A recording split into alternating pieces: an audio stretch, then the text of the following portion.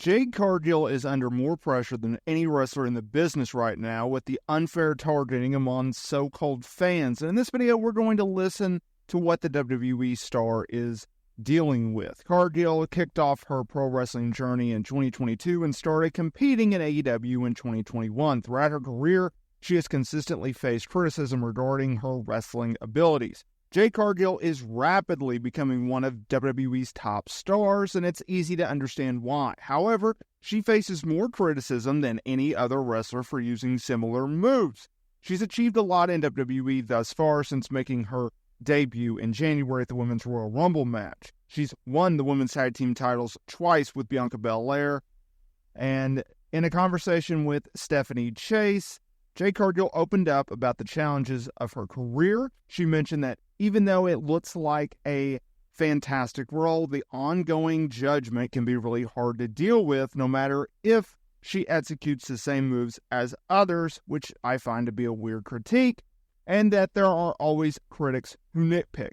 Even though she has a various wide range of set moves, many people still believe that she's only has a limited number. She also mentioned that collaborating with her locker room mates, her teammates, if you will, inside the WWE requires her to change her actions depending on what everyone else is doing to make sure that everything runs well. She also believes that the pressure that she faces now is heavier than what others have experienced, but understands that comes along with the territory. This is exactly what she had to say, and I think she sums it up very nicely because all the way back to her AEW days, and we'll get into this much more in her quotes here in a second, even back to her AEW days, she was under the microscope, and I think unfairly, and she even agrees that she was unfairly targeted among fans, right?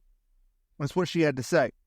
At the end of the day, it's a job, and you know what you're signing up for. It is what it is. Anyone would love to be in my position. If anything, I would say that there's more pressure on my shoulders than someone else because I've always had a microscope on me regardless of everything. I can literally go out there and do the same thing that someone did in the previous match, and someone will zoom in and criticize saying, nope, her foot wasn't right.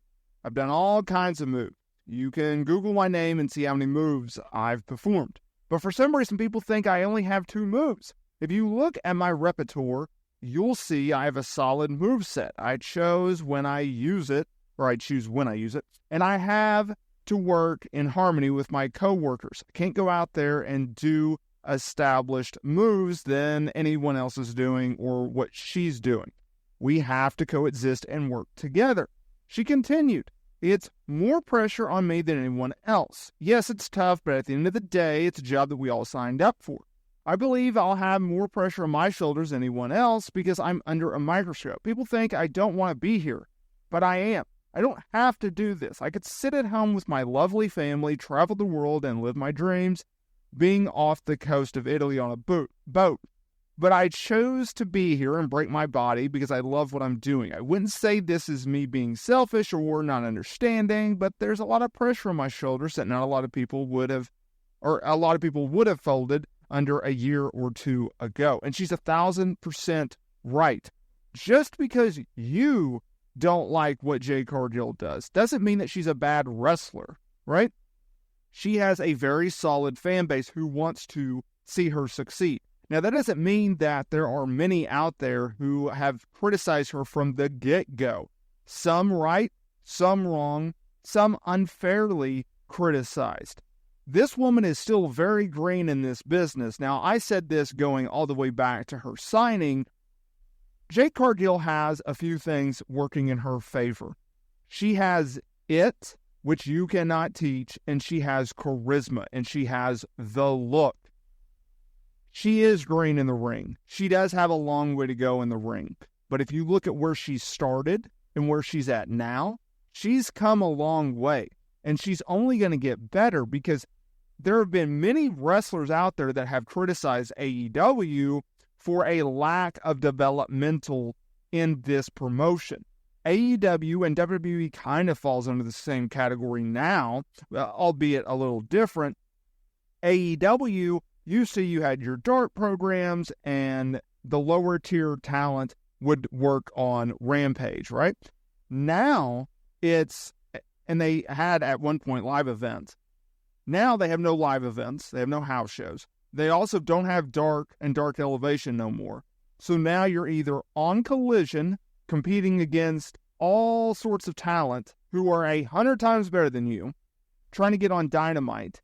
Maybe if you're lucky, you'll get on Collision, and Rampage is there, right? That's your best bet of trying to learn. At least in WWE, albeit they have cut back on house shows, aka live events, you still have select live events. You also have main event. You have speed. You can work dark matches. You can go down to NXT. More importantly, though, you can go to the Performance Center and train anytime you wish with some of the best coaches in the business. That's what has helped Jade Cargill. If you look at where she was when she left AEW compared to where she is now in WWE, even going back to her main roster debut in the Women's Royal Rumble match, it's night and day different. Because when WWE signed her in late 2023, they made it very clear, you are not going to the main roster right away. We're not going to send you NXT, but we are going to send you down to the Performance Center. We want to get you used to the WWE style, the WWE production, and then you move forward there. If you look at what she has done since then, the transformation, how much better she has improved, it's night and day. And so just because you want to criticize her because you like to criticize people doesn't necessarily mean that that's a fair criticism. And it's not necessarily a fair thing to do. You have to give this woman a little bit of time to breathe and grow as a human being like all of us, right? She's still very young and she's still trying to adapt to everything. WWE, I thought, was very smart by bringing her in.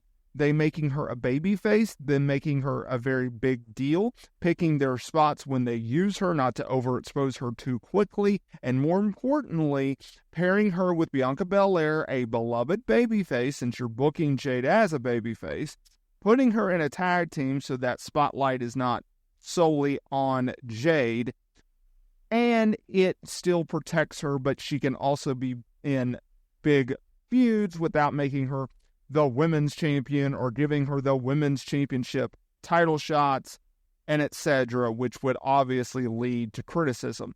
I will say this. I've not seen one single person be like, I don't know why Jade Cargill is fighting for the women's titles. She doesn't earn that. She didn't deserve that. Like, I never saw that.